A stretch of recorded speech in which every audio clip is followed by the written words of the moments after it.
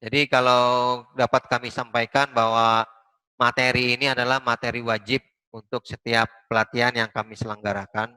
Jadi mungkin Bapak Ibu sekalian yang sudah ikut pelatihan pasti ini berulang lagi ya.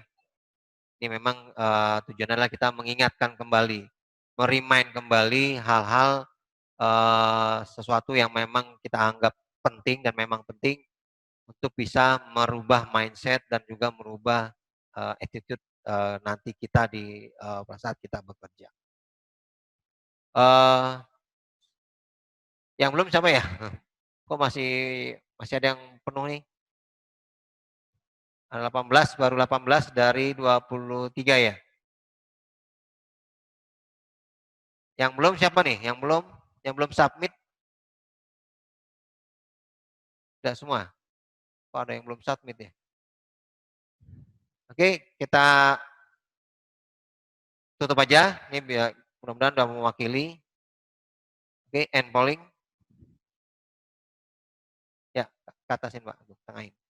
Nah, ini hasilnya. Jadi latar belakang pendidikan Bapak Ibu sekalian dominan di teknik. Oke, alhamdulillah. Jadi bisa saya fokus ke bidang teknik. Juga bertugas di bidang teknik. Dan ini berapa kali Anda pernah mengikuti pelatihan yang hampir lebih dari 4 kali pernah ngikutin pelatihan. Dan ini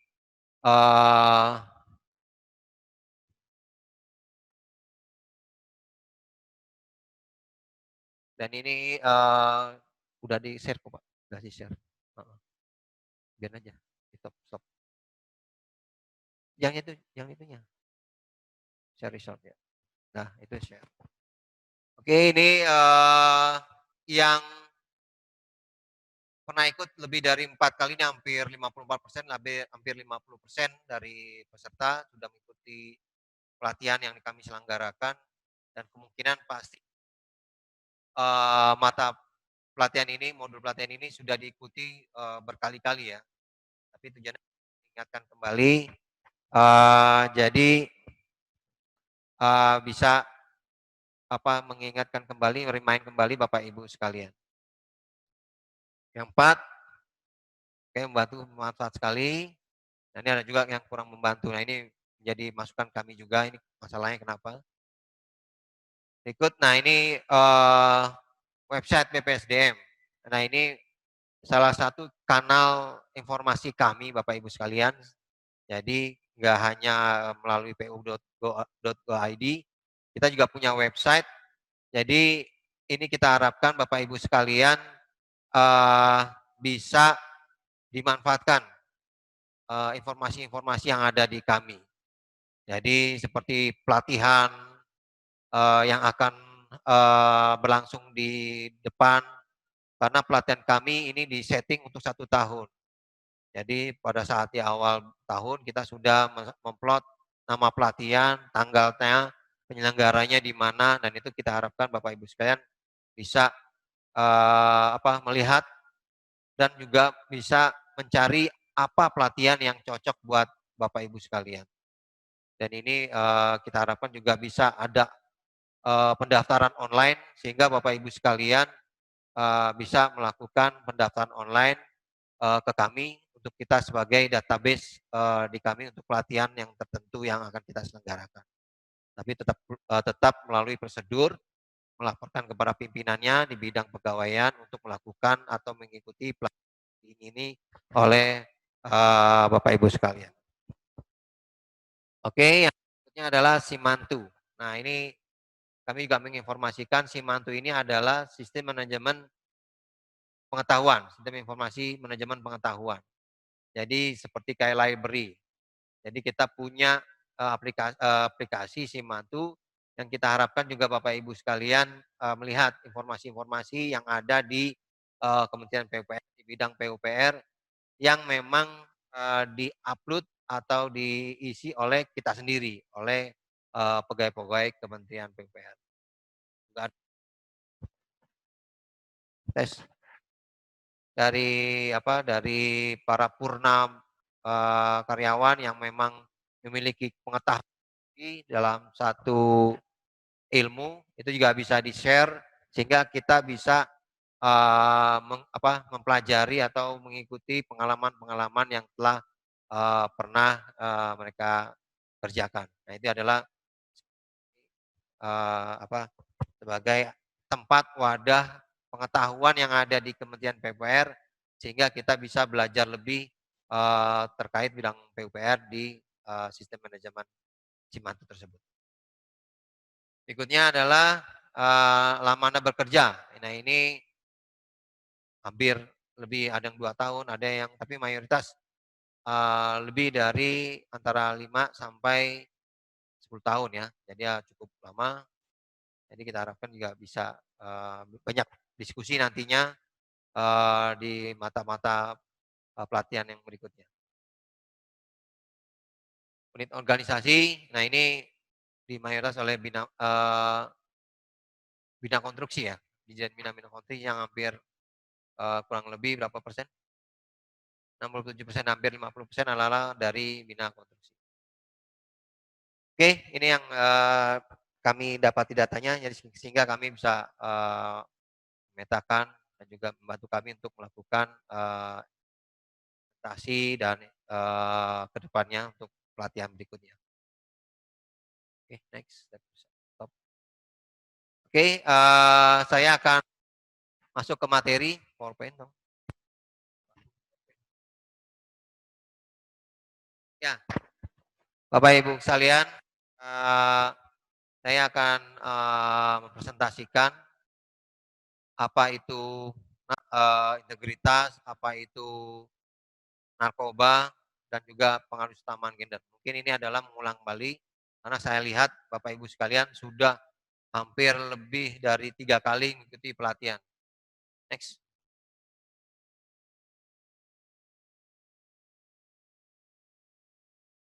Nah, ini tujuan instruksional khusus TIK. Jadi kami ini lebih memaparkan untuk tujuan para peserta dapat memahami konsep integritas. Memahami konsep integritas sehingga dapat nanti dilaksanakan pada saat di lapangan nanti. Pekerjaan sehari-hari.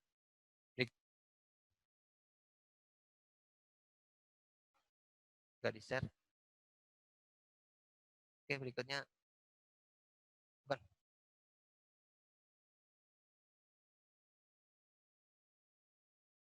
Yang tadi, tujuan instruksional. Ditayangin aja. Berikutnya adalah mampu mencegah bahaya narkoba. Jadi ya memang narkoba ini adalah termasuk yang ancaman buat negara. Karena kalau kita lihat datanya itu hampir 30 orang per hari yang meninggal akibat narkoba. Berikutnya adalah mampu menerapkan pengaruh utamaan gender. Next. Nah, ini akan kita bahas integritas yang pertama, kedua adalah bahaya narkoba, terakhir adalah pengaruh utamaan gender. Next. Nah, ini sebelum ke ini saya akan coba menayangkan video yang dikeluarkan oleh KPK. Jadi memang untuk ini kita banyak informasi-informasi terkait dengan integritas itu dari bimbingan dari KPK. Kami sebagai unit kerja yang yang untuk mendidik, melatih karyawan dan juga diberikan informasi yang terkait dengan integritas oleh KPK. Ini ada yang informasi terkait dengan integritas yang akan kami tayangkan melalui video. Mohon Bapak Ibu sekalian bisa melihat. Ini adalah konsep awal atau informasi umum terkait dengan integritas. Aksi integritas untuk berantas korupsi.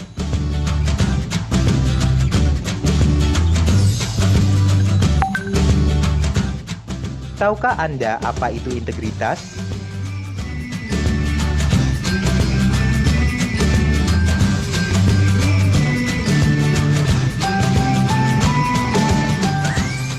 Nilai-nilai apa yang harus kita anut dan yakini yang berhubungan dengan pencegahan korupsi? Nilai-nilai yang dimaksud dapat berasal dari nilai kode etik di tempat kerja, nilai masyarakat, atau nilai moral pribadi.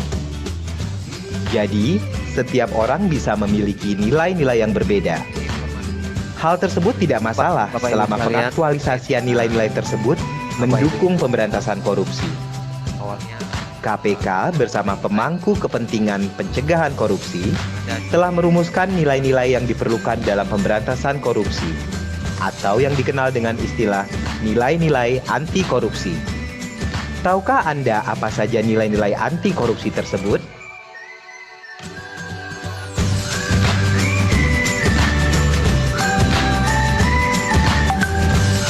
ini ada ya sama dengan juga integritas. Ini nilai-nilai Itulah nilai-nilai anti korupsi yang harus diaktualisasikan sebagai upaya kita untuk menjadi pribadi berintegritas. Nilai-nilai anti korupsi biasa disebut juga dengan nilai-nilai integritas. Mari kita bahas satu persatu.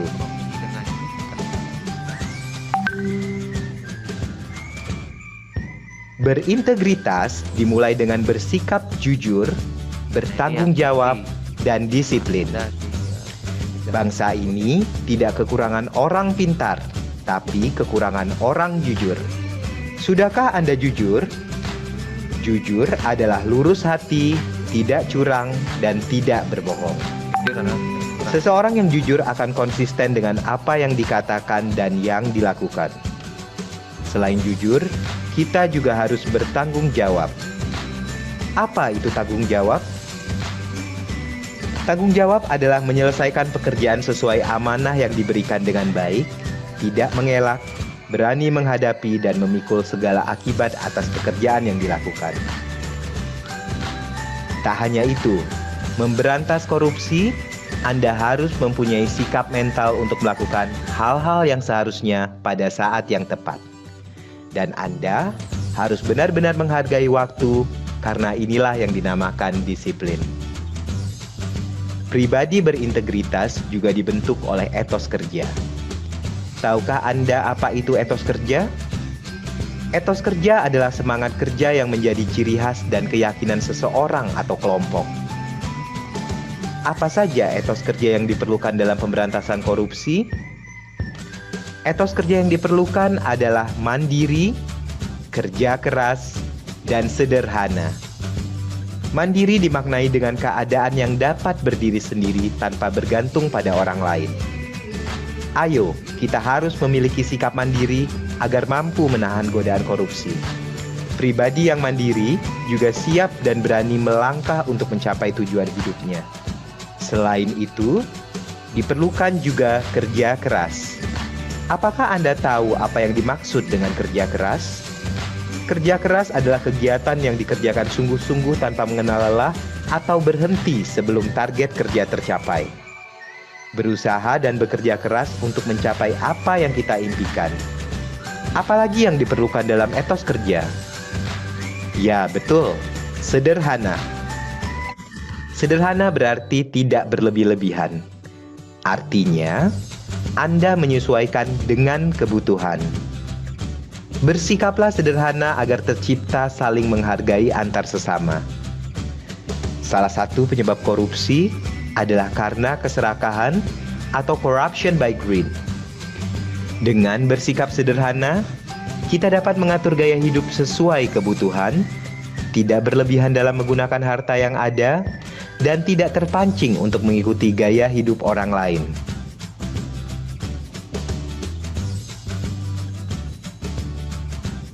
Untuk memberantas korupsi, sikap apa saja yang diperlukan? Yang Anda perlukan adalah sikap berani, peduli, dan adil. Apakah Anda termasuk orang yang berani memberantas korupsi? Berani berarti tidak takut menghadapi bahaya atau kesulitan. Berani berarti mempunyai hati yang mantap dan rasa percaya diri yang besar. Jadilah pribadi yang berani. Berani untuk menunjukkan kebenaran dan keadilan. Pribadi yang berani akan mencegah negeri ini dari korupsi yang sudah merajalela. Siapkah Anda menjadi pribadi pemberani agar negeri ini bebas korupsi? Selain berani, sikap apa lagi yang Anda perlukan? Ya, peduli. Peduli yaitu mengindahkan, memperhatikan, dan menghiraukan serta melibatkan diri dalam suatu persoalan, keadaan, atau kondisi di sekitar kita. Tunjukkan rasa peduli terhadap sesama. Peduli itu penting agar kita bisa berbagi kebahagiaan demi kesejahteraan bersama. Selain itu ada adil. Adil berarti tidak berat sebelah, juga tidak memihak siapapun. Dapat juga dikatakan berpegang pada kebenaran. Keadilan akan membuat negara ini menjadi makmur dan bebas korupsi. Kita telah membahas 9 nilai anti korupsi. Bagaimana jika semua nilai-nilai anti korupsi atau integritas itu kita aktualisasikan? Ya, integritas dapat berperan dalam pembenahan karakter dan moral bangsa yang mendukung sikap-sikap anti korupsi di negeri ini. Dengan menumbuhkan nilai-nilai integritas dalam diri kita, maka korupsi dapat dihapuskan. Ayo, kita bersama menumbuhkan integritas sejak dini agar terciptanya Indonesia bebas korupsi. Oke, itu Bapak Ibu sekalian, informasi umum yang ada di kita sampaikan kanal informasi KPK. Jadi bisa kita simpulkan bahwa integritas itu adalah anti korupsi. Jadi ini akan kami sampaikan detailnya. Ya, next. Nah ini kita akan coba pengertiannya. Tadi sudah disampaikan bahwa next, next, Pak.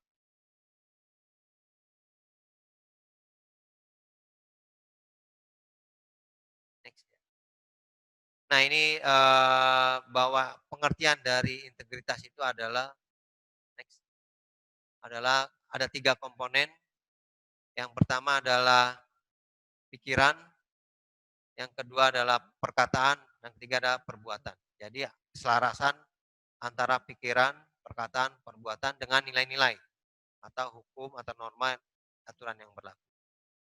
Tadi sudah disampaikan ada di informasi KPK tadi bahwa memang harus ada keselarasan antara pikiran, perkataan, dan perbuatan dalam kegiatan untuk menyatakan bahwa orang tersebut adalah berintegritas. Next.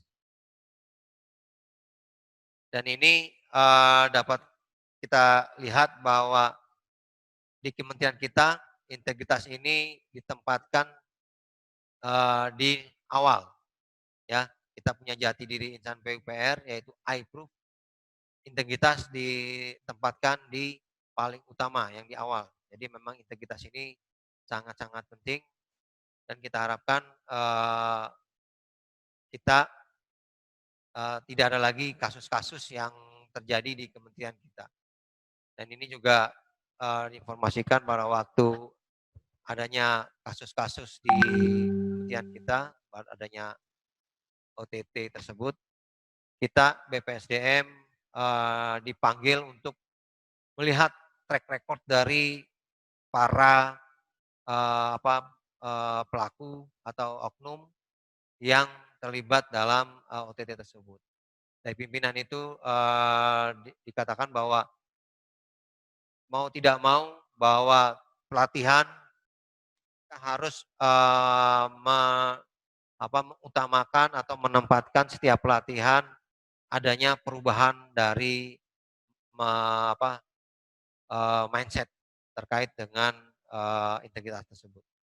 Jadi memang tadi sampaikan bahwa ada step-stepnya, bahwa nilai-nilai integritas itu ada 9, kalau nggak salah ada 9, dan memang itu nggak mudah, bahwa integritas ini memang mudah diucapkan tapi sulit dilaksanakan. Tadi ada 9 komponen yang memang kalau dipenuhi itu memang satu yang individu yang sangat-sangat berintegritas. Next.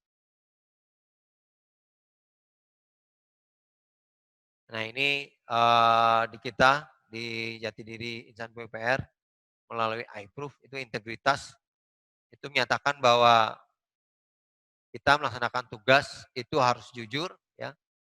Kedua adalah bersikap dan berperilaku sesuai antara perbuatan dan ucapan sama seperti yang tadi pengertian dari integritas yang ada di KPK dan juga konsisten serta disiplin, berani dan tegas dalam mengambil keputusan. Berikutnya adalah tidak menyalahgunakan wewenang serta proaktif dalam upaya pencegahan dan pemberantasan korupsi, kolusi dan nepotisme, serta tidak melibatkan diri dari perbuatan tercela. Ini adalah pengertian dari integritas yang ada di kementerian kita, yang memang kalau kita lihat ini banyak komponennya, dan ini memang harus step by step, kita nggak mungkin langsung, tapi kita mulai dari sekarang, dari yang kecil-kecil, kita bisa melakukan sesuatu perubahan sikap terkait dengan integritas ini. Begitu juga ada profesional, nah karena kita integritas, kita hanya menyoroti integritas, ada orientasi misi, ada visioner, dan etika akhlakul karimah. Next. Ya, lanjut. Nah ini yang tadi saya sampaikan, ada kurang lebih ada 9 eh, 9 apa ya, 9 sifat atau unsur yang ada di orang yang dibilang berintegritas. Yang pertama pasti jujur, yang tadi ada inti jujur, peduli, mandiri, tadi udah pengertian-pengertian sudah disampaikan dalam video tadi, ada disiplin, ada tanggung jawab, ada kerja keras, ada sederhana, ada berani dan adil. Nah ini adalah 9 sifat yang ada dari insan yang berintegritas. Next. Nah ini kenapa kita perlu memiliki integritas? Ini kalau kita lihat, ini adalah dampak korupsi. Nah ini kita usaha untuk adanya insan yang berintegritas, kita dapat mengurangi korupsi dan juga dapat memberi manfaat atau positif ke negara. Nah ini UN dari PBB akan hilang-hilang ya? Enggak. Dari PBB melalui Uncek ini sudah memetakan atau melihat dari dampak-dampak korupsi. Yang pertama adalah pasti merusak proses demokrasi dengan adanya korupsi ini, dengan menghalalkan segala cara, akibatnya proses demokrasi tidak berjalan dengan baik. Serta meruntuhkan hukum, di bawah hukum juga karena adanya praktek-praktek jual beli hukum, ini juga pasti akan meruntuhkan supremasi hukum dalam satu negara. Berikutnya adalah menurunkan kualitas hidup atau pembangunan yang berkelanjutan. Ya pasti, dengan adanya tidak yang tidak sesuai, jadi mengakibatkan kualitas hidup akan turun dan juga tidak terlaksananya pembangunan yang berkelanjutan. Berikutnya adalah menyebabkan kejahatan lain berkembang. Ya dengan pasti dengan adanya satu kejahatan akan ditutupi oleh kejahatan yang lain. Sehingga banyak kejahatan yang akan bertambah melalui korupsi ini. Berikutnya adalah pelanggaran hak asasi manusia. Ini pasti sesuatu yang hal yang dasar. Apabila korupsi pastinya akan menyengsarakan atau mengakibatkan kerugian suatu pihak atau satu kelompok manusia sehingga jadi pelanggaran. Terakhir adalah merusak pasar. Nah ini adalah persaingan yang tidak sehat. menyebabkan persaingan yang tidak sehat. Itu yang dampak korupsi. Berikutnya. Nah, ini kadar integritas yang tadi juga disampaikan melalui video bahwa sebenarnya kadar integritas kelas-kelasnya juga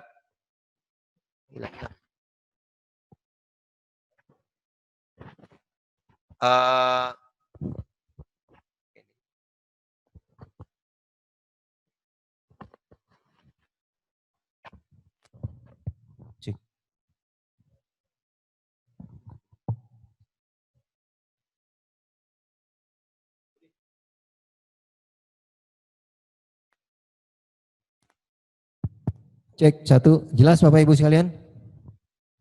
Yang tadi katanya banyak hilang-hilang. Jelas Pak? Oke, kami lanjutkan bahwa integritas itu juga ada kadarnya, ada kelasnya. Yang pertama adalah yang jujur. Dan ini adalah hasil analisa atau dari KPK yang memetakan bahwa tiap integritas ini ada 3. Yang pertama adalah yang rendah itu jujur mengikuti nurani. Jadi ini kelas yang paling bawah ya, mengikuti nurani. Yang kedua adalah kelas kedua adalah konsisten jujur mengikuti nurani, tapi sudah ada godaan dari pihak luar untuk melakukan tindakan-tindakan yang tidak sesuai dengan prosedur atau aturan yang berlaku. Yang ketiga adalah berani konsisten jujur mengikuti nurani, tapi sudah ada risiko, udah ada yang bisa menyebabkan ancaman kepada dirinya. Ini termasuk yang kadar integritasnya tinggi. Jadi ini memang agak berbeda, setiap individu juga pasti akan berbeda untuk menerapkan integritas nantinya di kehidupan sehari-hari. Next. Nah ini juga kita harus membedakan apa itu salah satu komponen-komponen yang ada di korupsi. Ini gratifikasi, ada suap, ada pemerasan. Ini gratifikasi juga secara ikhlas, tapi ini contohnya adalah pengusaha menyuap pejabat pemerintah untuk mendapatkan proyek. Ini tujuannya pengusaha memberi hadiah voucher belanja kepada PNS karena merasa terbantu dalam pengurusan perizinan. Ya, ini gratifikasi, dianggap gratifikasi dan juga sebagai unsur dari korupsi. Dan ini juga ada batasnya, berarti kalau misalkan gratifikasi itu di bawah, kalau nggak salah di bawah 1 juta, itu tidak perlu dilaporkan, tapi di atas 1 juta itu harus dilaporkan. Yang kedua adalah suap. Ini bersifat transaksional. Ini pertemuan kehendak pemberi dan penerima dilakukan secara tertutup. Ini contohnya adalah pengusaha menyuap pejabat pemerintah untuk mendapatkan proyek. Ini lebih ke arah apa istilahnya ya?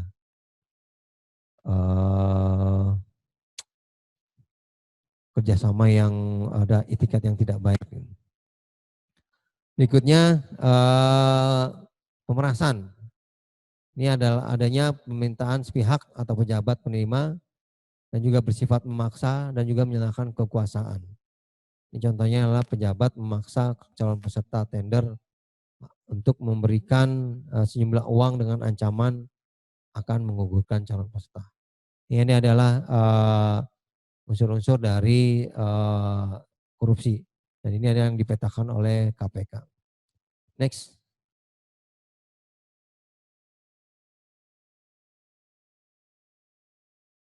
Nah ini nilai budaya kerja kita, yaitu adalah bertindak tepat, bekerja keras, bergerak cepat dan bertindak tepat. Dan ini sudah di breakdown-kan apa-apa saja. Dan ini mungkin Bapak Ibu sekalian sudah juga banyak tahu ya dari setiap pelatihan-pelatihan telah diikuti. Dan ujung-ujungnya adalah ada banyak komponen juga yaitu adanya untuk yang bekerja keras adalah rasional, bisa bekerja sama tim, dan berinovasi. Dan ini nantinya bisa untuk kebersamaan, dinamika kelompok, serta kearifan, dan juga untuk semangat mengabdi, adanya kepemimpinan keteladanan, juga ada kreativitas atau kepekaan, juga penguasaan iptek. Ini adalah kita bergerak cepat, kita harus responsif, harus efektivitas dan efisiensi. Yang ujungnya adalah kita dapat untuk melakukan penguasaan iptek. Ini rincian-rinciannya yang bisa dilihat dari nilai budaya kerja PU. Next. Oke, untuk materi terkait integritas, demikian. Apa ada pertanyaan dari Bapak Ibu sekalian terkait dengan integritas? Silakan kalau ada yang ingin berdiskusi, karena pastinya Bapak Ibu sekalian punya iklim yang berbeda di setiap unit, dan juga kita harapkan masa-masa saat ini akan tidak sama dengan masa yang lalu, yang 2 tahun atau 3 tahun yang lalu. Ini kalau kita lihat kemarin kita di OT-kan oleh KPK, jadi kita karena pengelola keuangan yang termasuk yang terbesar gitu ya, jadi mereka sudah memetakan titik-titik mana saja yang rawan atau celah-celah yang dapat celah-celah yang dapat dilakukan atau masuk korupsi di sisi tersebut.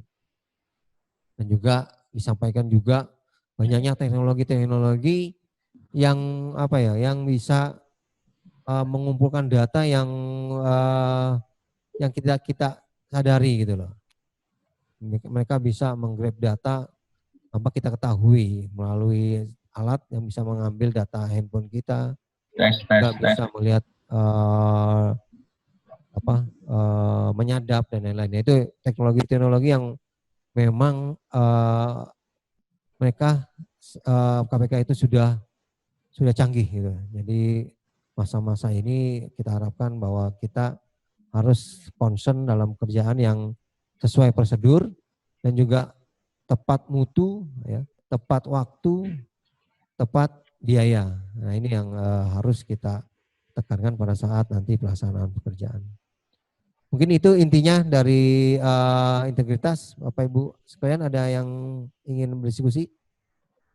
Ada Bapak Ibu sekalian? Izin, ya, Pak. Silakan Pak. Pak Radian, Pak. Pak Raden, ya silakan Pak. Perkenalkan Pak, saya Pradian dari Balai Jasa Konstruksi Wilayah 2 Palembang. Ya, silakan Pak. Suara saya keluar, Pak? Ya, keluar Pak. Udah oke, Pak. Saya dari Balai Jasa Konstruksi Wilayah 2 Palembang, Pak. Terkait integritas, yang ingin saya tanyakan adalah tentang pemberian hadiah, Pak. Kan kalau kita kan sering perjalanan dinas, Pak, kan kita sering dapat mail dari Garuda itu kan termasuk, apakah itu termasuk dalam unsur apa ya? Unsur gratifikasi, Pak. Ya. Gratifikasi, Pak. Ya. Kan soalnya itu kan termasuk pemberian hadiah juga. Ya, ya. Yang mohon pencerahannya, Pak. Ya. Gini, Pak, untuk gratifikasi itu ada batasannya, Pak. Ya. Ada batasannya. Misalkan kalau nggak salah itu dianggap sebagai hadiah yang tidak perlu dilaporkan, Pak. Seperti misalkan di bawah nilai kalau nggak salah 1 juta, Pak. Hadiah yang di bawah itu nggak dianggap gratifikasi yang dianggap korupsi. Tapi kalau gratifikasi yang melebihi itu harus dilaporkan, Pak. Tapi kalau kita nggak melaporkan, kita dianggap sebagai salah satu unsur korupsi, Pak. Oke. Nah itu jadi misalkan ada yang ngasih 10 juta, tapi dari keluarga atau dari mana, itu perlu kita laporkan juga Pak, sebagai ini dari gitu ya. gratifikasi dari saudara. Mungkin gitu Pak ya. Oke. Jadi memang harus dilaporkan sesuatu yang bersifat gratifikasi yang melebihi nilai yang dibatasi oleh KPK Pak. Ya. Mungkin gitu Pak. Ya. Ya. Oke Pak. Ada lagi Bapak Ibu sekalian? Izin Pak. Ya silakan Pak. Izin Pak, saya Stefan Pak. Mungkin Ya. saya dari SDA Pak. Ya. SDA kebetulan saya juga Pokja, tapi ini pertanyaannya mungkin mewakili saya sama Mas Atur Pak, seangkatan Pak soalnya Pak. Ya Pak. Angkatan 2017. Jadi izin Pak, kan kita kan udah lumayan dikasih beban nih Pak di direktorat atau balai masing-masing. Mungkin saya dapat cerita aja Pak, soalnya kan kebetulan saya juga diberi amanah sama Pak Direktur OP, itu Pak, jadi Pokjanya Danalon Pak. Kebetulan angkanya juga cukup besar, menurut saya juga agak berat Pak. Namun saya dengar cerita-cerita dari senior-senior yang Pokja Pak di SDA dulu, bahwasanya jangan sampai kaget kalau nanti ada penyedia jasa yang menghubungi Pak. Seperti itu Pak.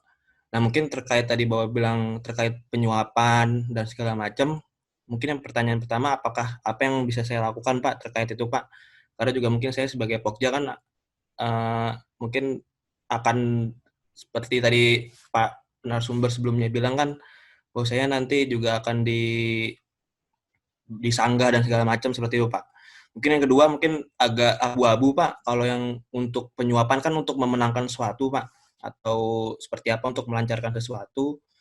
Namun kalau misalnya tadi yang Bapak bilang sampaikan gratifikasi itu, bahwasanya ketika di bawah 1 juta dan diberikan setelah tidak ada konflik of interest, itu menurut Bapak seperti apa Pak? Mungkin itu pertanyaan saya sama Mas Atur Pak. Terima kasih Pak. Ya, makasih Pak. Ya, saya juga pernah menjadi dulu namanya panitia lelang ya. Nah, ya pengalaman kami juga hampir sama lah ya, Pokja dengan panitia lelang zaman dulu ya. Jadi sebenarnya untuk yang penyedia jasa itu kan kita sudah nggak berhubungan Pak ya. Jadi artinya tidak terlibat temu langsung dan lain-lain, karena udah proses dengan IPROK yang lain-lain ya. Jadi kalau misalkan kita masih berinteraksi dengan penyedia jasa, itu kita harapkan jangan sih Pak ya. Artinya dalam bentuk mereka bertanda terima kasih atau apa ya. Ini kita harapkan, kita hindarkan Pak. Ya kita jangan sampai artinya ditungguin, itu maksudnya memberi sesuatu Pak, gitu intinya. Dihubungi gitu Pak, pas masih evaluasi gitu Pak, dihubungi Pak. Oh gitu, ya jangan Pak, jangan mau Pak. Jangan mau Pak. Kalau Tadi Bapak evaluasi ya harus evaluasi murni Pak. Jangan mau ada kontak-kontakan Pak. Kita khawatirkan gini Pak.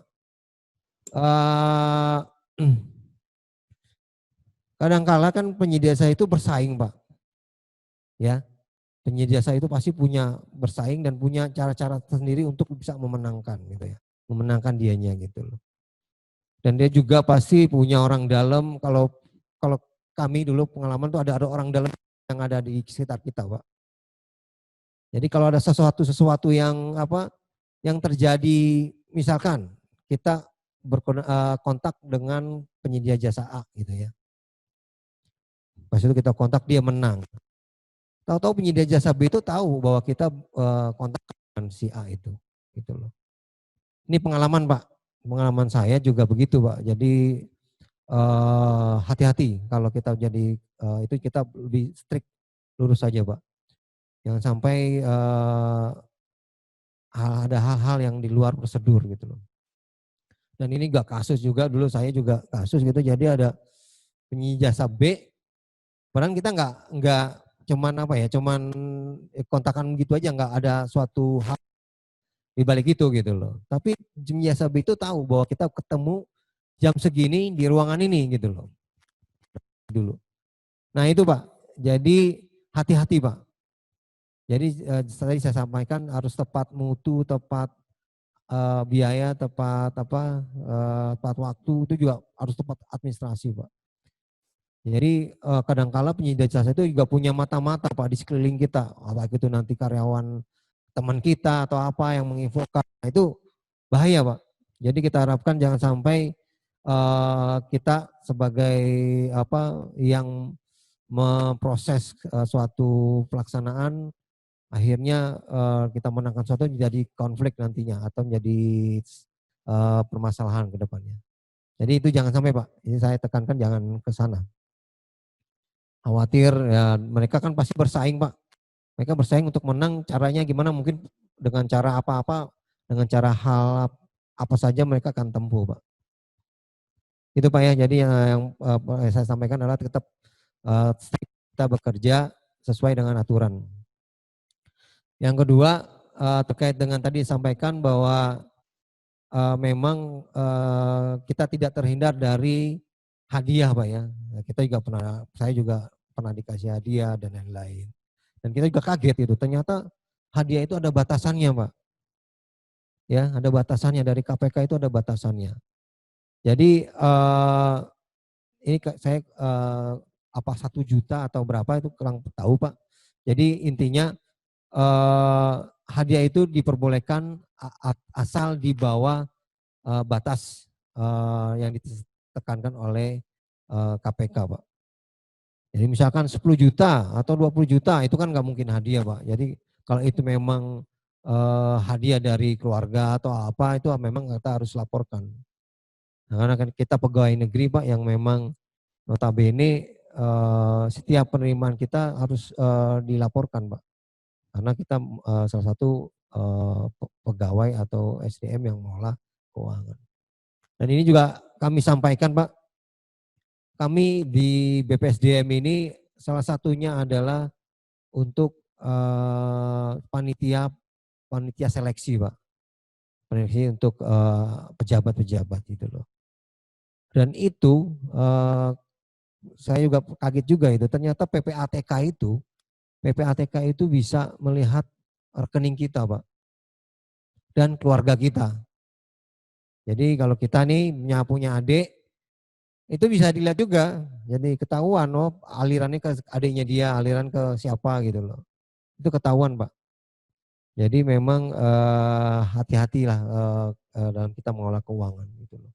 Jangan sampai ada transaksi-transaksi yang yang enggak. Jadi dalam seminggu misalkan ada transaksi transfer sekitar 1M gitu loh. Berikutnya 2 hari lagi ada 1M, nah itu tidak wajar. Itu bisa ketahuan, Pak.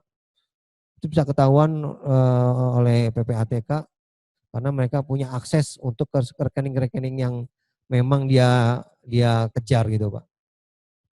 Nah itu yang kita jangan sampai ini kami juga kaget juga ya, wah ternyata bisa dilihat secara keseluruhan keluarga kita.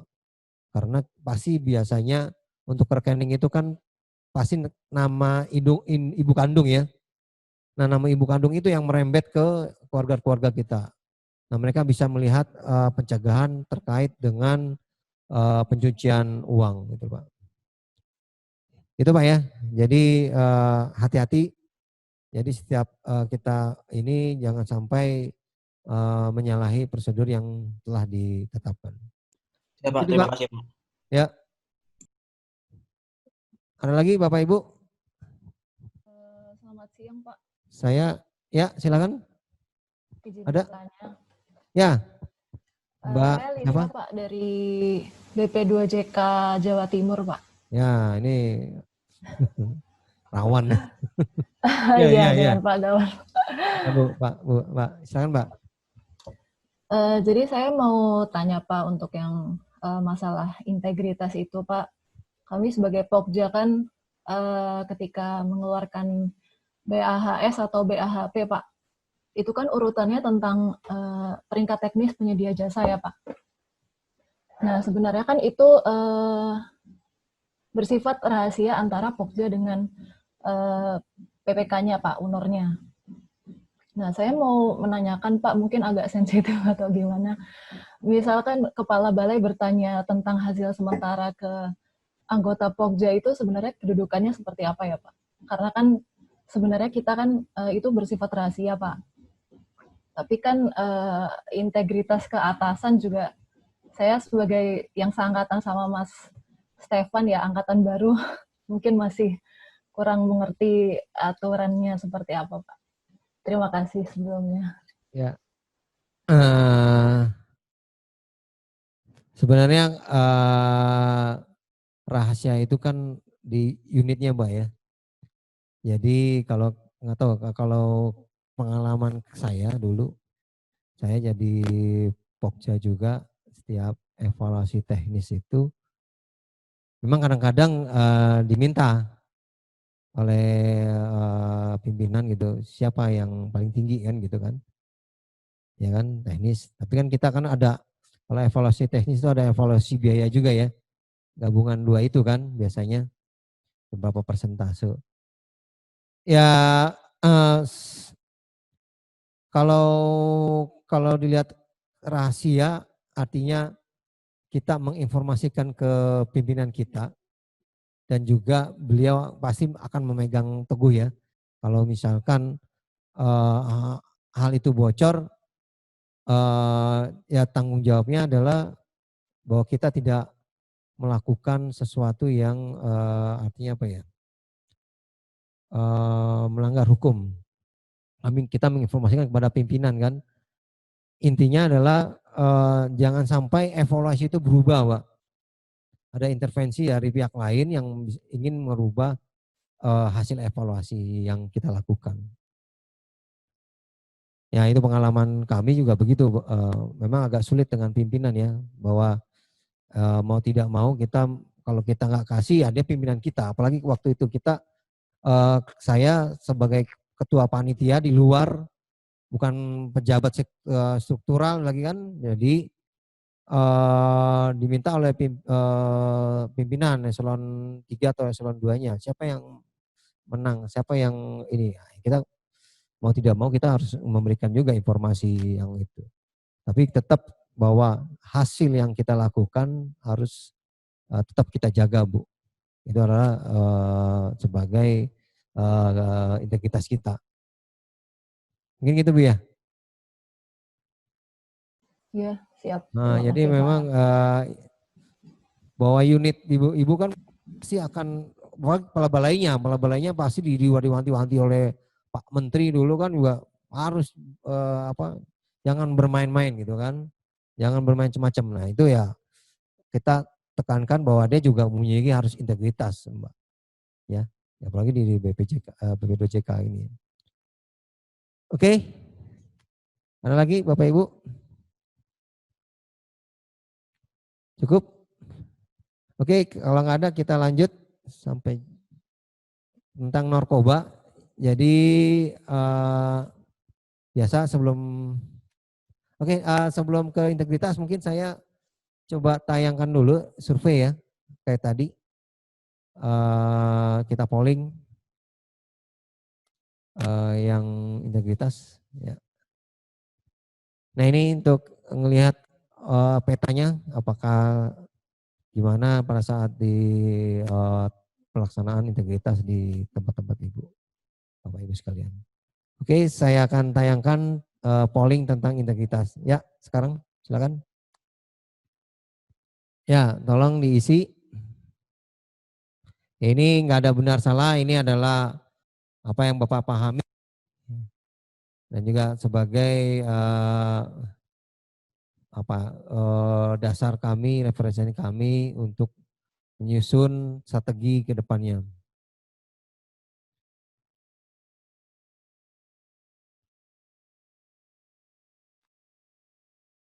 Wah sulit ya pasti, sama Bapak Ibu sekalian. Kita sebagai pegawai negeri, saya juga pasti tahu lah kejadian-kejadian yang di lapangan. Ya, hampir 7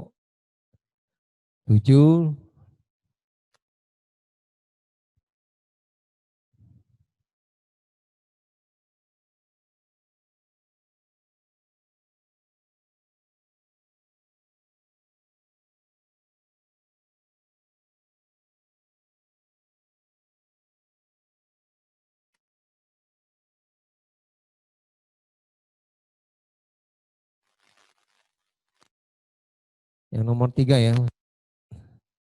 Tapi ada juga yang bilang mudah, alhamdulillah ada yang bilang mudah. Tapi ada juga yang bilang sangat sulit. Ya, macam-macam ya, Bapak Ibu sekalian ya. Bahwa ini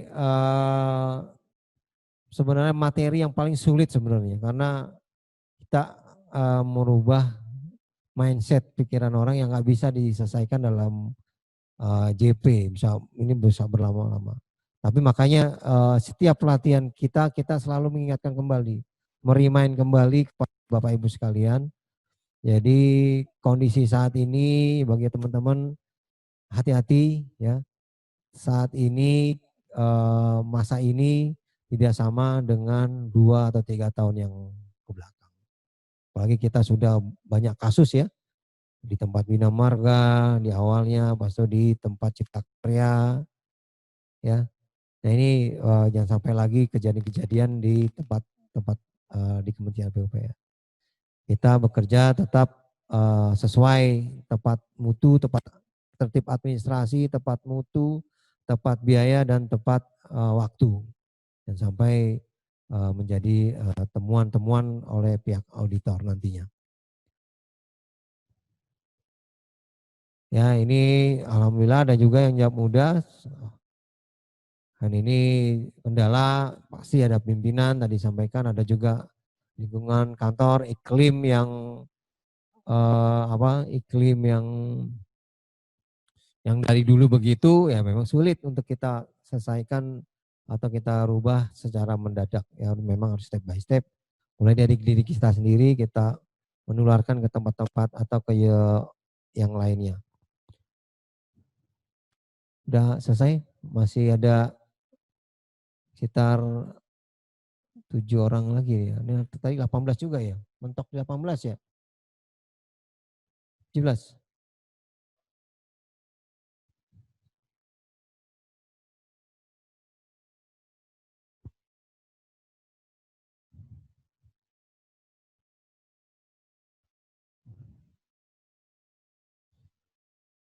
Oke.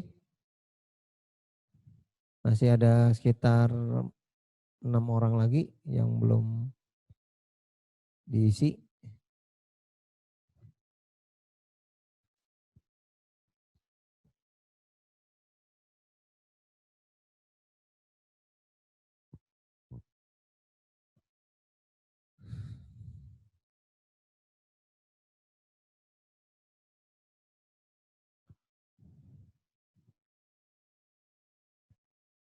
Oke, Bapak Ibu sekalian.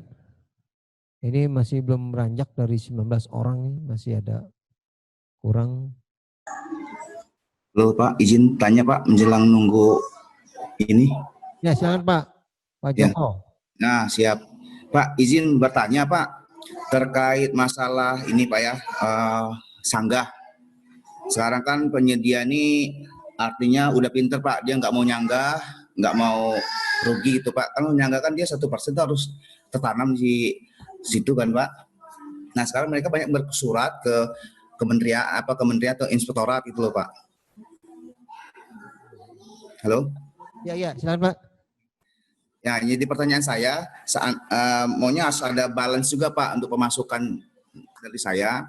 Apabila kita benar, itu seharusnya mereka diperiksa juga gitu loh Pak. Artinya kan kita, kalau kita salah kan kita kena hukum Pak. Ternyata kalau kita benar dia nggak diapa-apain. Jadi banyak sekali surat-surat yang surat-surat seperti itu. Oh iya. Nah, jadi kita repot Pak dibikinnya. Jadi kita belum lagi ngevaluasi, belum lagi itu kita udah menjawab pertanyaan. Iya. Pak Dirjen apa? Padahal kita udah benar melakukan. Nah ternyata mereka nggak dapat sanksi. Artinya udah nanti banyak nanti seperti itu Pak. Iya. Izin Pak, menurut saya kalau misal kan tentu kan dari inspektorat ada surat masuk, mereka kan pasti melanjutkan kan Pak gitu. Iya Pak. Nah, itu artinya kita harus menjawab gitu. Nah, menjawab itu kan kita harus menggunakan bukti-bukti supaya kita benar gitu Pak ya, bukan mencari kebenaran. Iya.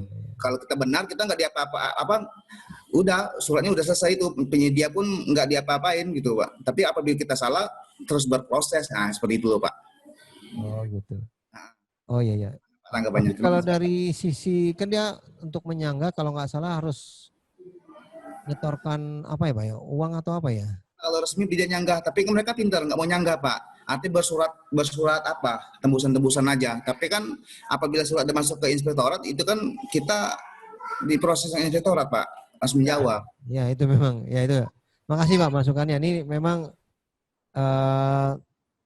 harus, kalau kami lihat juga, ini mohon maaf saya yang lalu-lalu Pak, untuk peraturan yang saat ini gimana menyanggahnya. Jadi kami juga pengalaman Pak disanggah Pak. Saya disanggah gitu ya. Disanggah, kita sampai dulu ya memang mereka datang Pak. Jadi tatap muka berantem gebrak-gebrak meja gitu loh ya. Ini yang kayak apa ya? Ya inilah kayak jungle lah gitu loh kalau ada Pokja atau panitia lelang itu. Jadi memang kalau kita benar kan kita tenang Pak ya. Kalau kita tidak bermain kita aman ya. Artinya kita mengeluarkan sesuatu bukti-bukti dengan baik dan tidak ada ketakutan ya.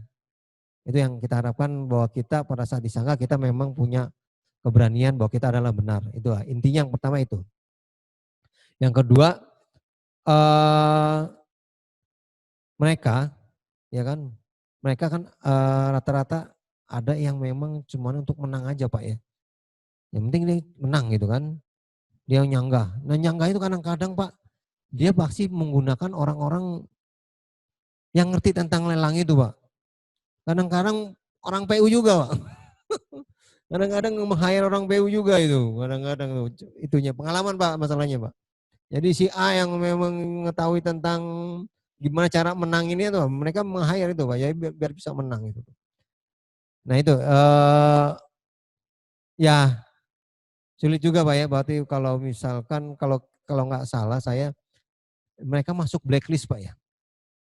Kalau saya itu dulu masuk blacklist ya. Blacklist dan nggak mungkin akan masuk lagi untuk ngelelang ke tempat kita, di tempat Kementerian PUPR. Nggak tahu kalau kementerian yang lain.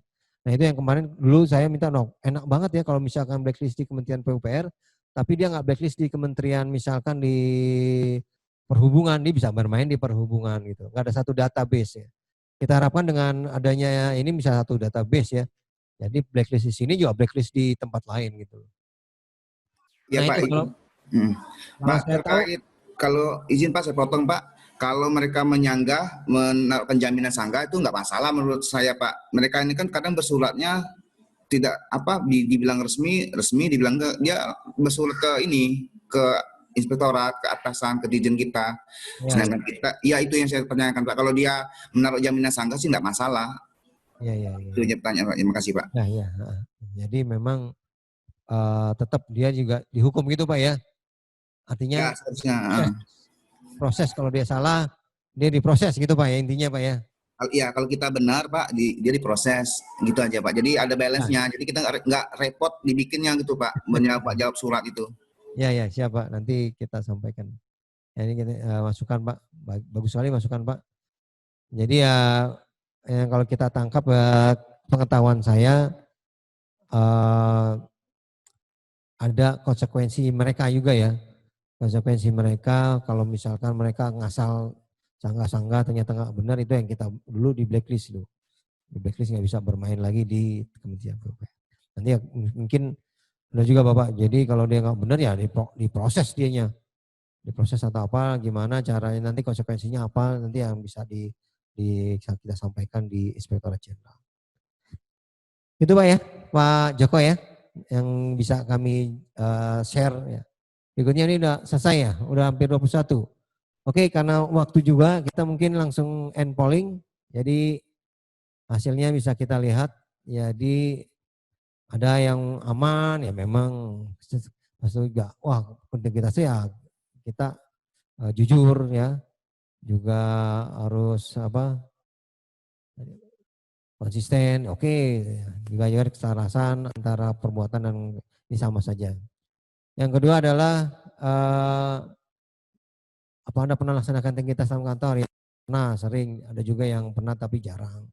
Ya, ini beda-beda. Ini saya kasih tahu juga bahwa kita pasti akan punya tempat kerja yang berbeda-beda, iklim yang berbeda-beda. Jadi ya kita harapkan kita bisa menyesuaikan, artinya mulai dari diri kita sendiri, ya. Mulai dari kita sendiri, mulai dari kecil, yang kita harapkan kita jangan sampai menjadi korban-korban berikutnya. Berikutnya sulit, ya ada yang sangat sulit, ada 5% ini, ada yang sulit saja, ada hampir mayoritas, dan juga ada yang mudah ya. Alhamdulillah masih ada yang mudah, mungkin sudah terbiasa ya, untuk menerapkan pola integritas dalam kehidupan sehari-hari. Nah ini kendalanya ya pasti ada pimpinan, tadi disampaikan pimpinan yang kita harapkan bisa berintegritas juga sebagai panutan kita untuk menggunakan integritas ini. Ini kalau dulu KPK menjelaskan pimpinan itu ibarat kayak tali, Pak. Kalau talinya yang dipegang di atas itu lurus, pasti ke bawahnya juga lurus gitu. Tapi kalau atasnya udah nggak lurus, pasti udah nggak lurus gitu. Nah gitu Pak. Jadi memang tergantung untuk penerapan integritas ini sangat-sangat sangat tergantung dari kebijakan pimpinan yang ada di unit kita. Oke, mungkin itu ya untuk yang integritas. Mungkin kita akan lanjut ke sesi narkoba. Nah ini narkoba ini selalu kita ingatkan juga Pak, karena pernah kejadian waktu itu di tahun kalau nggak salah di 2016-17 itu ada tes narkoba ya di kementerian kita. Jadi semua kalau nggak salah semua PPK Satker itu dimasukkan dalam ruang serbaguna, dites ininya tes narkoba. Dan itu ada kedapatan kurang lebih ada kalau nggak salah ada 10 orang yang memakai narkoba gitu. Nah akhirnya kita di BPSDM diminta untuk selalu mengingatkan tentang bahaya narkoba ini. Ini data yang kami dapati itu hampir 30 orang meninggal karena narkoba. Dan ini memang bahayanya sama seperti COVID ini. COVID-19 ini ya. Jadi dia terus menerus mengancam kehidupan kita. Nah ini sebelum di sana saya akan memutarkan video juga terkait dengan narkoba. Silakan.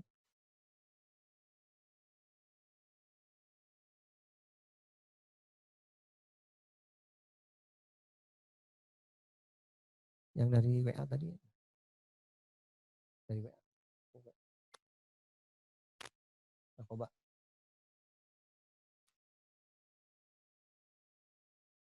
Bukannya dari WA. Bentar Pak.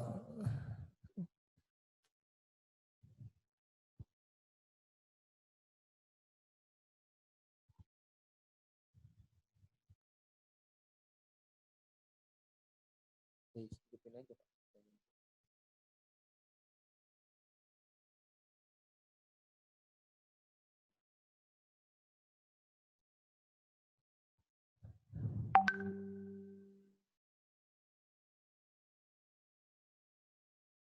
Ya nomor 2. Nomor 2. Nomor 3.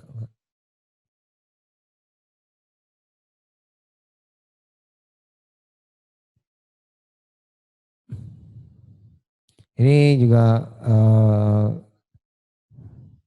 kami ada tayangan tentang narkoba ini. Ini kalau kita lihat hampir 30 orang per hari itu sangat tinggi sekali ya. Karena Semangat pagi remaja sehat. Pernahkah mendengar tentang narkoba? Ternyata narkoba bukan singkatan dari nasi rames kopi bakwan ataupun narik kolor babe, melainkan narkotika, psikotropika, dan bahan adiktif lainnya yang jika diminum, dihirup, maupun disuntikan pada penggunanya, baik itu dari tumbuhan ataupun bukan, sintetis ataupun semi-sintetis, bisa menyebabkan efek ketergantungan. Awalnya narkoba dikenal pertama kali oleh bangsa Sumeria dari tumbuhan opium atau candu, dan mereka menyebut dengan hulgil atau tumbuhan yang menggembirakan. Disebut tumbuhan yang menggembirakan karena menimbulkan dua efek. Yang pertama adalah efek kantuk, dan yang kedua adalah efek meredakan nyeri atau sebagai pereda nyeri. Oleh karena dua sifatnya itulah, narkoba digunakan dalam dunia pengobatan, medis, terutama pembedahan untuk pembiusan pasien yang akan operasi. Bahkan tahun 330 sebelum Masehi, bangsa India dan Persia menggunakan candu untuk jamuan makanan dengan tujuan relaksasi agar tamu-tamunya menjadi lebih rileks. Namun sayangnya narkoba saat ini banyak disalahgunakan, terutama di kalangan remaja. Hasil survei Badan Narkotika Nasional atau BNN tahun 2016 menyebutkan bahwa 4 dari 10 remaja mengkonsumsi narkoba. Narkoba yang paling banyak dikonsumsi dan pertama kali digunakan adalah ganja dan menghirup lem karena harganya yang murah. Penyebab utama tidak lain adalah pengaruh teman sebaya sehingga penasaran, coba-coba, dan konsumsinya bersamaan dengan hisapan rokok. Padahal dari segi kesehatan, narkoba memberikan dampak bagi kinerja otak dan saraf pusat karena depresan, stimulan, dan halusinogen sebagai 3 metode kerjanya. Sebagai depresan, contohnya putau, narkoba menekan sistem saraf pusat dan mengurangi aktivitas sistem fungsional tubuh sehingga pengguna mudah mengantuk. Oleh karena itulah, pengemudi kendaraan jika mengkonsumsi bahan ini bisa menyebabkan kecelakaan. Sebagai stimulan, contohnya sabu-sabu dan ekstasi, narkoba meningkatkan kegairahan, meningkatkan kesadaran sehingga pengguna sulit tidur, insomnia, terus-terusan gembira, atau dalam bahasa gaulnya nge-fly. Terakhir, sebagai halusinogen, contohnya ganja, narkoba menyebabkan khayalan, rasa bingung, linglung, bahkan bisa mengakibatkan bunuh diri karena halusinasinya. Dampak lain dari narkoba, contohnya perubahan sikap dan perilaku. Menjadi lebih arogan, emosional, dan temperamental. Sedangkan dampak ekonomi tentunya menghabiskan banyak uang. Kabarnya, harga narkoba bisa mencapai ratusan ribu bahkan jutaan rupiah. Yang tentunya bagi anak kos bisa membeli cilok segerobak atau Indomie 1 kardus untuk stok 1 bulan. Selanjutnya gangguan hormon rasa senang yaitu dopamin dan endorfin. Misal seorang remaja, sebut saja Mawar, mengkonsumsi narkoba 0,1 gram. Otak mengeluarkan perintah agar memproduksi hormon rasa senang tersebut sesuai 0,1 gram, namun lain waktunya tidak cukup untuk rasa senang 0,1 gram tersebut. Otak memerintahkan untuk menghasilkan 0,2 gram agar hormon senang lebih banyak dikonsumsi. Itulah yang menyebabkan kecanduan. Dampak virus pun tidak kalah penting. Hepatitis B dan C dapat menular melalui darah. Hal ini beresiko bagi pengguna narkoba suntik terutama saat jarum yang digunakan tidak steril dan bergonta-ganti. Sedangkan bagi wanita, kelainan endokrin yang terganggu mempengaruhi siklus menstruasi sehingga reproduksi terganggu. Lalu sobat remaja Indonesia yang berbudi luhur penerus bangsa, bagaimana sih caranya mencegah agar tidak terjerumus ke dunia narkoba? Tentunya edukasi tentang pencegahan narkoba tidak hanya PR orang tua saja, namun remaja juga sangat bisa mencari informasi dan konseling dari sumber yang terpercaya. Seperti kuis ini. Komunikasi yang lancar terhadap orang tua juga tidak kalah penting. Tidak usah malu dibilang anak mami, justru arahan yang baik dari orang tua bisa membantu kegalauan yang melanda. Pendekatan agama, harapannya dengan memperdalam agama, ajaran baik dapat dilaksanakan dalam kehidupan sehari-hari. Bagi pelajar tentunya bisa banyak melakukan hal positif. Selagi masih muda, bagi yang hobi banget belajar nih, boleh nih pergi ke perpustakaan, membaca 1 rak buku sehari, atau bagi yang hobi bermusik, sangat bagus untuk melampiaskan emosi agar tidak galau. Yang suka olahraga, bisa nih jadi kapten basket, siapa tahu banyak cewek yang terpesona. Nah, tentunya jangan sia-siakan masa muda dan duit masa muda hanya untuk rokok dan narkoba. kedekatan pada si dia sang pencipta, dia orang tua kita, dia si dia beneran, atau dia siapapun versi masing-masing. Karena aku remaja sehat. Ada lagi berikutnya.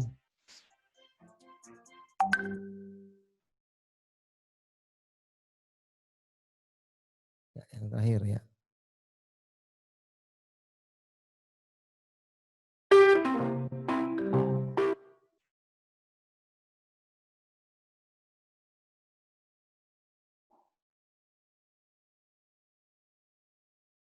Ini sebagai informasi Bapak Ibu sekalian.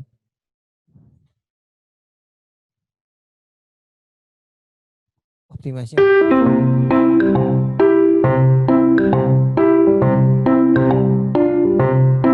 Ini gambar-gambarnya. Kemudian bahwa zat-zatnya canduan.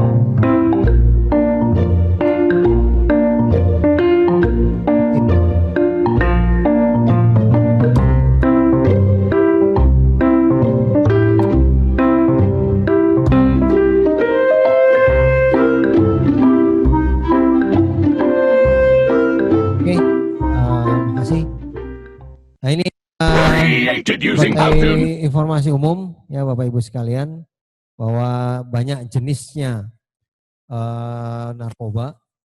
Jadi kalau kita lihat banyak variasi sekarang.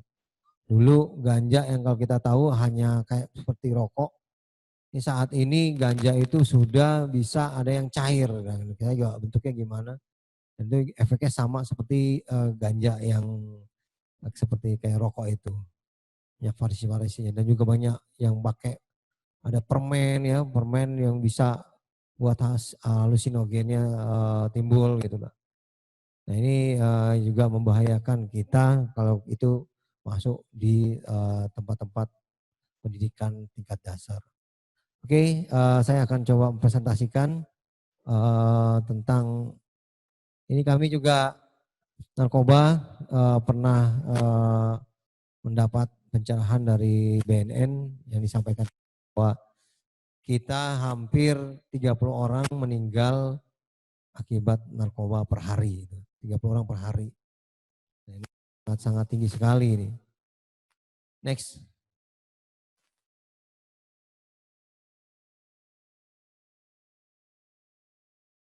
Ya oke, tadi sudah sampaikan di depan. Ini ada tanaman yang sintetis ataupun sintetis yang dapat menyebabkan perubahan kesadaran, juga hilangnya rasa nyeri dan dapat menimbulkan ketegangan. Ini hampir sama ini, psikotropika juga begitu. Next.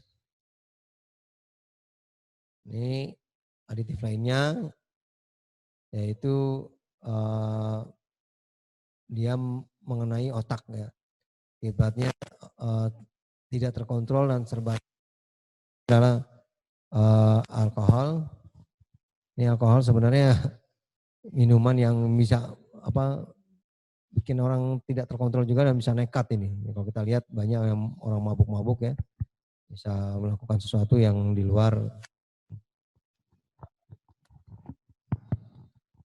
Nah ini ada juga lem Ibon. Nah ini kita lihat ngelem anak-anak yang yang di pasar-pasar tuh kalau kita lihat di belakang-belakang pasar atau teman-teman udah lihat anak-anak yang nggak mampu beli sesuatu yang memabukkan itu mereka biasanya Ibon ini ada juga pakai thinner, ada bensin, ada spiritus. Ini sebenarnya nggak memabukkan juga. Next. Nah ini yang tadi disampaikan ya. Jadi narkoba per tahun 11.071. Ini data tahun 2019. Jadi kalau di perharinya itu bisa 30 orang per hari. Ini sumber dari BNN. Next. Nah ini penyalahgunaan narkoba itu yang pertama coba pakai. Ini hampir 1 jutaan. Teratur pakai ada 900.000. Pecandu non suntik sekitar 400.000-an. Pecandu suntik itu 58.000. Nah ini kami pernah juga menghadiri acara untuk mencegah narkoba. Itu pembicaranya adalah anaknya dari pemain sepak bola zaman dulu ya. Itu Roni Patinasarani. Nah itu dia punya anak almarhum ya sekarang tadi udah almarhum udah punya anak itu dua orang korban narkoba. Jadi ada kakak dia pemakai narkoba. Itu nggak salah si Denny atau siapa gitu. Nah itu awalnya coba-coba pakai. Kalau dia bilang kami coba-coba pakai Pak. Jadi pertama kali dia memakai pil BK. Kalau nggak salah dia sampaikan bahwa pada saat sekolah waktu di SMP dia diberikan pil BK oleh tukang jual minuman atau warung-warung rokok gitu. Kasih gratis. Akhirnya kecanduan. Jadi dari situlah dia mulai meningkat ininya tingkat levelnya. Akhirnya nyampe mengguna putau kalau nggak salah. Nah dari situ dia sampaikan bahwa dia kalau sudah sakau, istilahnya sakau itu dia harus menjual barang-barang yang ada di rumah. Sampai kalau dia sampaikan sampai magic jar aja saya jual untuk bisa beli narkoba. Nah itu yang dampak dari yang pengguna narkoba tersebut. Nah itu ya karena keinginan keras dia ya, karena dia berantem terus sama ayahnya, dia keluar jadi gembel dia katanya. Saya tidur di mana saja, tapi dengan cara mencari-cari untuk bisa memenuhi kebutuhan dia sebagai narkoba. Nah ini ya sebagai pengalaman beliau untuk di-share ke kita bahwa jangan sekali-kali mencoba. Kalau sudah mencoba, mau lagi sampai yang ke level yang paling tinggi. Next.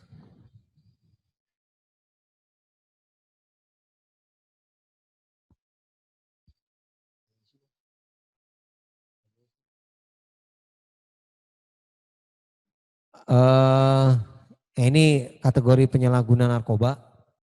Jadi yang pertama ini pekerja, ini hampir 59% ya. 59% ini ya memang biasanya karena sudah punya penghasilan sendiri, punya uang sendiri ya bebas untuk menggunakan uangnya sehingga sangat mudah untuk membeli atau mencari narkoba. Nah, ini ada pelajar 24%, dan ini sangat-sangat lumayan ya, ini peringkat kedua nih pelajar. Di sini saat ini juga menyasar ke level SD ini. Banyak temuan-temuan bahwa saat ini sudah dikemas dalam bentuk permen yang sudah mengandung narkoba. Nah, ini kita khawatirkan generasi penerus kita ini kalau kita nggak aware terhadap pencegahan narkoba bisa merusak generasi penerus bangsa. Berikut juga populasi umum yang sekitar 17%.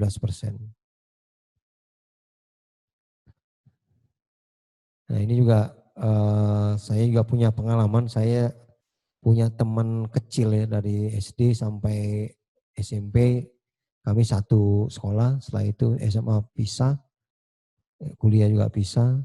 Ternyata beberapa tahun yang lalu saya ke rumahnya, ternyata dia sudah tidak kenal saya lagi gitu. Udah beda lah, udah kayak orang kehilangan akal gitu. Jadi ngomong dengan orang tuanya, jadi pada saat kuliah dia terkena namanya ganja. Jadi dia udah candu ganja, setiap belajar, setiap apapun dia harus pakai ganja. Jadi akhirnya sampai kecanduan, akhirnya mengaruhi ke otaknya dia. Jadi dia sudah istilahnya sudah skizofrenia, kalau istilahnya skizofrenia. Udah nggak benar pikirannya. Jadi dia nggak mandi, seharian nggak mandi, ngomong sendiri. Ya. Nah ini kaget juga saya, ternyata dampak dari narkoba itu, dalam hal ini ganja itu sangat bahaya sekali. Next. Nah, ini tantangan dan hambatan ini secara nasional, bahwa tantangannya itu bahwa kita Indonesia ini surga bagi jaringan narkoba, sindikat narkoba, karena banyak pintunya di mana aja, karena banyak pulau, jadi banyak masuknya di setiap daerah itu pasti ada pintu-pintu yang sebagai pintu masuk dari jaringan narkoba. Dan juga ini saat ini variasinya banyak ya, jenis-jenis baru. Ini dikemas dalam bentuk permen ya, ada makanan ringan, ada suplemen dan obat kuat. Yang ini sangat sulit identifikasi. Nah ini adalah hasil analisa dari BNN ya. Jadi mereka menemukan narkoba itu di variasi makanan-makanan yang secara umum gitu loh, kayak permen gitu ya. Ada juga suplemen minuman, itu kita dimasukkan narkoba. Ini hambatannya masih rendah komitmen seluruh komponen bangsa untuk mencegah narkoba ini. Berikutnya adalah belum masif dan komprehensif untuk pendidikan anti narkoba. Nah ini mungkin mudah-mudahan ke depannya bisa kita ini sebagai agen-agen untuk ke keluarga, untuk mendidik keluarga dan untuk lingkungan bahwa narkoba ini sangat-sangat membahayakan dan kita perlu beri pendidikan kepada anak-anak kita maupun ke lingkungan di sekitar kita. Next. Nah ini keterlibatan, ini kalau kita lihat keterlibatan juga banyak ini. Jadi aparatur kita juga PNS itu banyak juga yang terlibat. Ini karena memang kalau kita lihat ya terkait dengan attitude-nya atau akhlak dari setiap individunya ya. Nah ini diiming-imingi uang ya pasti kalau nggak kuat pasti akan terlibat dalam pengedaran atau peredaran narkoba tersebut. Nah ini data-data yang didapat oleh BNN ini ada dari Bea Cukai juga terlibat, ada polisi juga ada terlibat, jaksa juga ada, hakim juga, sipir. Nah ini sipir juga terlibat. Ini kalau lihat banyak juga bandar-bandar narkoba itu mengendalikan bisnisnya itu melalui di dalam sel. Gitu. Ya kan kerjasama dengan para oknum-oknum yang tidak bertanggung jawab. Dan ini juga ada tentara juga, ini terlibat. Dan terakhir ada politisi. Ini ada juga banyak ketua DPRD yang tertangkap memakai narkoba. Ini yang jadikan kesulitan juga untuk hal pencegahan narkoba. Jadi juga kalau lihat banyak artis-artis juga yang kena juga. Artis-artis yang udah senior gitu ya, udah berumur, tetap juga pemakai narkoba. Ya ini mengkhawatirkan juga karena sudah kecanduan yang sangat tinggi, yang sangat sulit untuk dihilangkan. Saya juga punya saudara dulu, saudara juga terlibat pemakai narkoba juga. Itu ketahuannya saat barang-barang di rumahnya banyak hilang. Jadi orang tuanya kehilangan gelang, kehilangan cincin dan lain-lain. Dan juga saudaranya ada kehilangan handphone. Nah ini indikasi bahwa pasti ada yang korban narkoba. Karena narkoba itu kalau sudah kecanduannya tinggi, gitu ya, dia harus membeli narkoba tersebut dengan cara apapun. Tadi Pak yang anaknya Roni Patinasarani itu juga menyampaikan kalau sudah sakau itu Pak, wah kami harus segera diminum atau makan narkoba tersebut. Kalau enggak sakit badan kita. Nah itu yang menyebabkan ini sangat berbahaya. Next.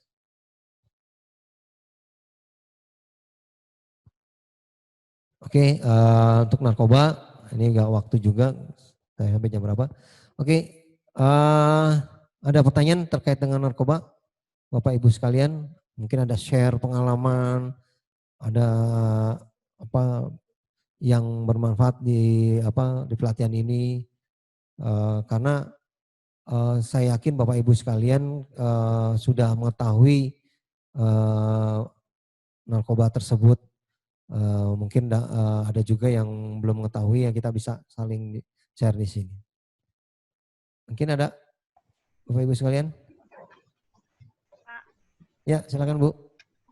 Nah, ini Pak, mungkin saya sih sebenarnya mau tanya sih Pak, Ya, pengawasan untuk penyalahgunaan narkoba untuk ASN Kementerian PU itu sebenarnya ada di kepegawaian atau di BSDM? Selama 10 tahun ya saya kerja, untuk tes bebas narkoba itu kayaknya hanya ada di awal masuk CPNS. Nggak ada kayak tes dadakan gitu. Itu memang tidak ada programnya atau memang hanya pekerjaannya ada di BSDM? Yang kedua terkait dengan ini Kak,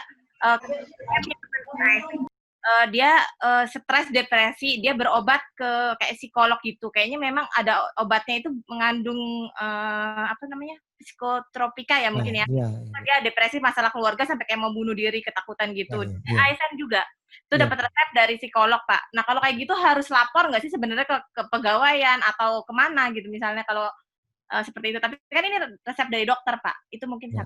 itu saja, Pak. Ya, Makasih, Pak. saya yang nomor 1 kurang jelas Bu ya. Saya akan jawab nomor 2 dulu. Ya. Jadi narkoba itu ada golongan-golongannya Bu ya. Ada golongan 1, 2, 3 gitu loh.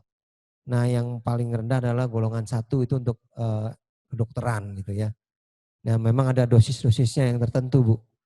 Jadi itu bahwa narkoba itu memang digunakan untuk medis juga Bu. Ya untuk morfin itu untuk mengurangi sakit ya, untuk mengurangi sakit pada saat pengobatan dan lain-lain. Dan untuk yang hal tersebut, kalau kami juga di BPSDM ini juga ada Bu, yang depresan gitu juga. Depresan yang memang tiap hari harus konsumsi obat itu ya, untuk menenangkan dia. Dan itu memang dilaporkan Bu, ke kepegawaian, bahwa saya ada mengkonsumsi obat itu loh. Jadi kalau nggak mengkonsumsi obat ini bisa macam-macam gitu loh. Dan ini disampaikan. Ya kandungannya itu kita nggak tahu ya, tapi itu menenangkan. Jadi menenangkan itu masih ada batas-batas tertentu yang memang diperbolehkan. Tapi yang nomor 1 apa Bu? Pertanyaan? Pengawasan terkait dengan penyalahgunaan narkoba gitu Pak, selama untuk ASN Kementerian PUPR. Nah itu letak pengawasannya itu di kepegawaian atau di BPSDM. Selama 10 tahun saya bekerja Pak, itu kayaknya nggak ada tes narkoba, itu hanya ada di awal CPNS Pak. Iya betul. Ya.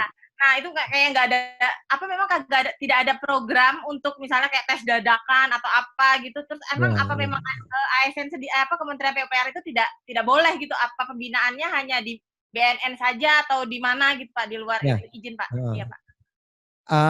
Pak. Kalau tes itu memang pernah Bu ya kita lakukan di Sekjen Bu. Jadi waktu kumpul, jadi kita melihat juga ini kan kebanyakan ada kasus-kasus yang di luar daerah gitu, yang jauh dari keluarganya itu. Jadi banyak kasus yang di luar jauh dari keluarganya itu korban kena narkoba karena salah bergaul gitu ya. Nah itu akhirnya waktu itu Sekjen manggil rapat, tapi mendadak langsung tes narkoba itu. Itu saya nggak tahu tahun 2016 atau 2017 itu. Hah? Pernah juga ya. Jadi mendadak dan itu ada kedetek Bu. Jadi ada berapa orang, makanya kita di BPSDM suruh mengingatkan kembali bahaya narkoba tersebut. Jangan sampai banyak kejadian hal-hal yang kayak kemarin itu. Jadi memang saat ini yang saya tahu sangat sedikit sekali Bu ya. Jadi pada saat masuk dites itu ya, dari surat rumah sakit bahwa ini enggak obat. Setelah itu kita kerja ya. Saya selama hampir 25 tahun bekerja enggak pernah dites narkoba ya. Jadi memang ini juga masukan bahwa ini penting ya Bu ya. Jadi mungkin nanti kita sampaikan mungkin level ada dari SE atau apa ya berkala untuk dilakukan tes setiap unit kerjanya. Nah ini bagus sekali Bu masukannya Bu.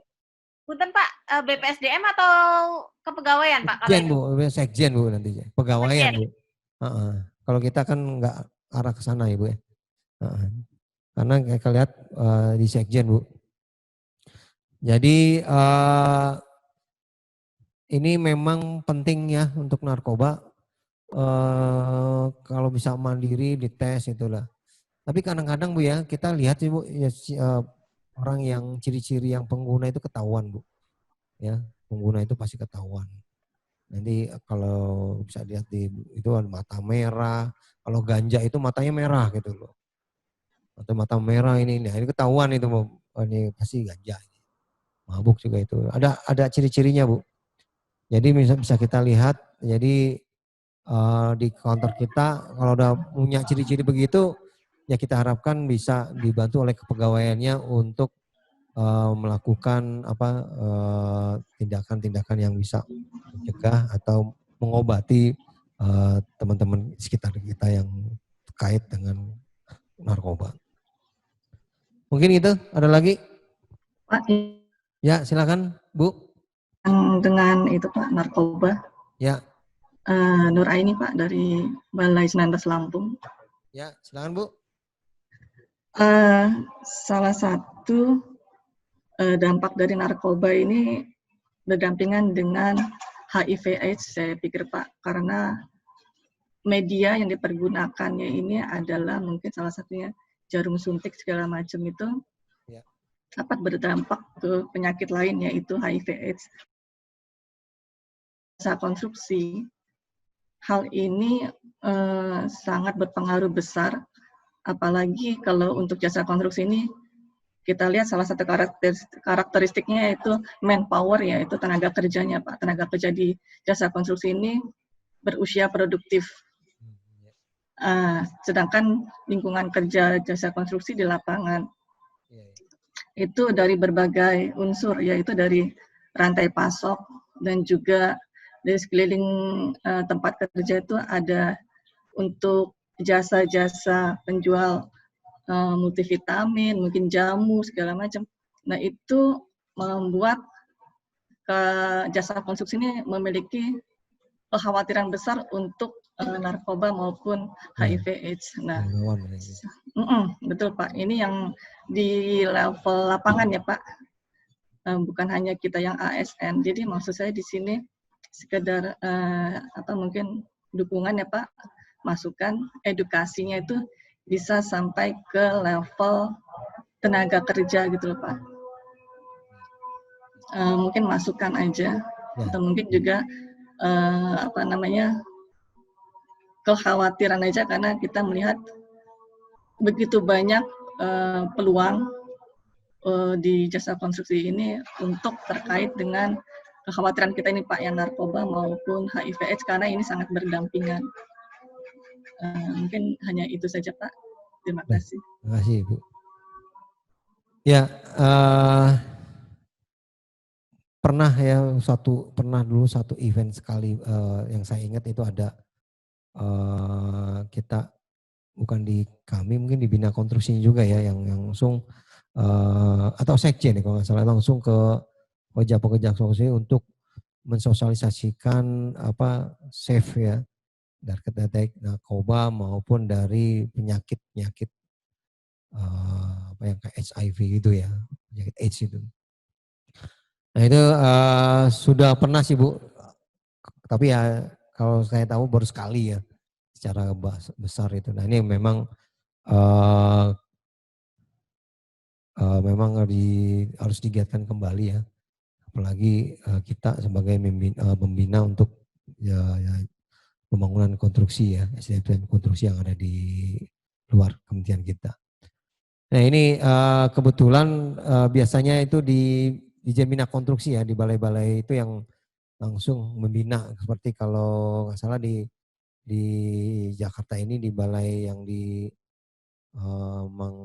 Mangga Besar ya, Mangga Besar itu juga membina konstruksi, SDM konstruksi yang disampaikan, disosialisasikan terkait dengan hal-hal yang narkoba tersebut.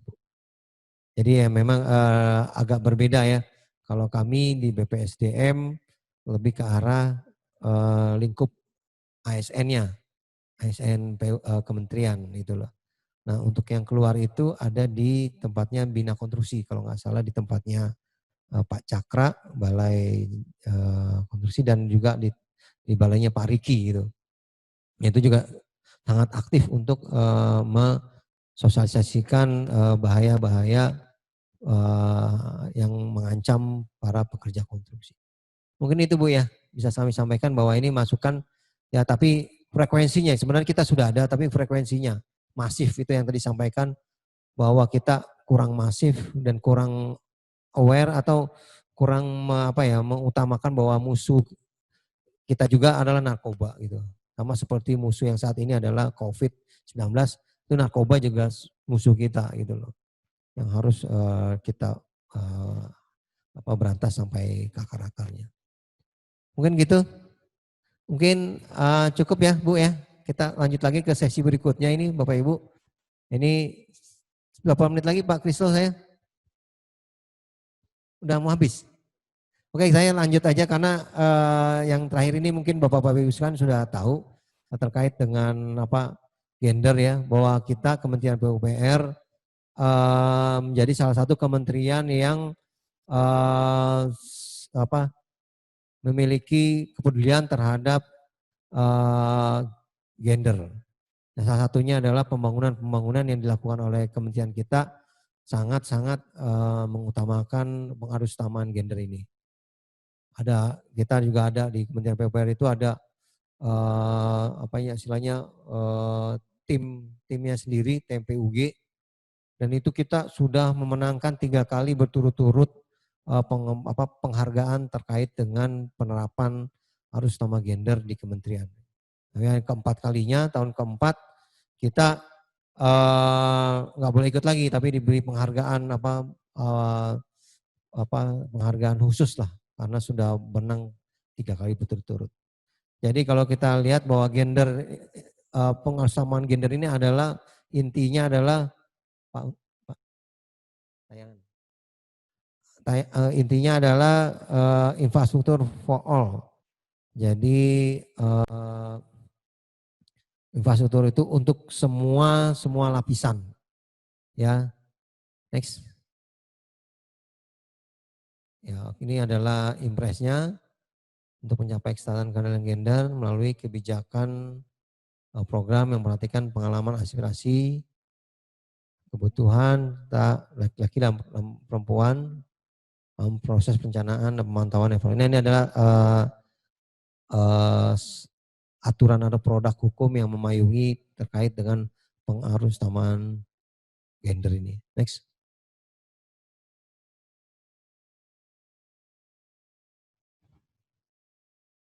Ya, lanjut aja ini lebih ya, terus. Nah, ini visinya kita PUPR, yaitu penyelenggaraan infrastruktur PUPR yang reposin gender untuk mendukung pencapaian visi Kementerian PUPR tahun 2025. Next. Ya, ini sasarannya, ini tujuan dan sasaran, tujuan dapat memastikan bahwa penyelenggaraan infrastruktur PUPR telah mengintegrasikan perspektif gender dengan mempertimbangkan kebutuhan, kesulitan, aspirasi perempuan, laki-laki, anak-anak. Nah, ini juga sebagai bagian dari responsif gender, penyandang disabilitas, serta kelompok rentan, di mana masyarakat yang memerlukan layanan secara adil. Berikutnya, next, bisa lanjut. Ini lanjut aja karena waktu sudah next. Nah, ini yang tekankan oleh kita, bahwa kita Kementerian PUPR yang memiliki tugas utama untuk pembangunan infrastruktur juga harus memperhatikan bahwa infrastruktur itu bisa digunakan untuk semua orang, semua lapisan, atau disebut juga dengan infrastruktur for all. Ya, ini ada bagiannya yaitu universal utilization, jadi dapat dimanfaatkan baik oleh perempuan, laki-laki, serta kelompok yang berkebutuhan khusus seperti lansia, disable, anak-anak, di mana sesuai dengan kebutuhannya agar bisa mandiri. Itu adalah safety, security, convenience, dapat memberikan keamanan, keselamatan, dan kenyamanan bagi pengguna. Misalnya adanya penerangan jalan untuk pembangunan jalan, bebas banjir, desain bangunan yang aman, dan juga desain trotoar yang bebas halangan. Berikutnya adalah gender equity for basic needs, itu memberikan kesetaraan aksesibilitas terhadap layanan dasar laki-laki dan perempuan, lansia, disable, anak-anak, serta safety security. Terakhir adalah environmental friendly. Ini dilengkapi dengan fasilitas infrastruktur yang ramah sesuai dengan kebutuhan perempuan dan laki-laki. Next. Ya, ini lanjut aja. Ini contoh-contohnya langsung Pak, yang contoh-contohnya gambar. Ini ada struktur organisasi yang kemarin kementerian kita menang terus ya. Nah, ini contoh-contohnya, ada jembatan penyeberangan, ada zebra cross, ini sebagian dari arus taman gender. Next. Ada pemanfaatan ruang terbuka hijau, ada tanasi dan air minum. Next. Oke, mungkin itu Bapak Ibu sekalian yang dapat kami sampaikan. Ada yang bertanya terkait dengan responsif gender ini. Silakan. Cukup ya? Apa? Oke, karena waktunya saya sudah habis. Mungkin intinya dari 3 itu, yang 2 adalah memang terkait ke kitanya sendiri, kita harus berintegritas. Dan kedua adalah narkoba ya, jangan sampai kita menjadi korban, baik itu korban narkoba, baik di lingkungan keluarga dan sekitar kita, juga korban dari korban dari korupsi gitu. Jadi tekankan lagi bahwa saat ini berbeda dengan 2 atau 3 tahun yang lalu. Jadi kita harus berhati-hati menyelenggarakan kegiatan yang ada di Kementerian PUPR. Harus tepat mutu, tepat biaya dan tertib administrasi. Ya, mungkin itu dari saya. Terima kasih banyak. Mungkin saya kembalikan ke panitia. Saya mohon maaf apabila dalam penyampaian saya ini masih banyak kekurangan dan juga banyak yang cara penyampaian kurang berkenan di Bapak Ibu sekalian. Saya mohon maaf dan juga saya mengucapkan terima kasih atas waktunya. Wabillahi taufiq wal hidayah. Wassalamualaikum warahmatullahi wabarakatuh. Waalaikumsalam warahmatullahi wabarakatuh.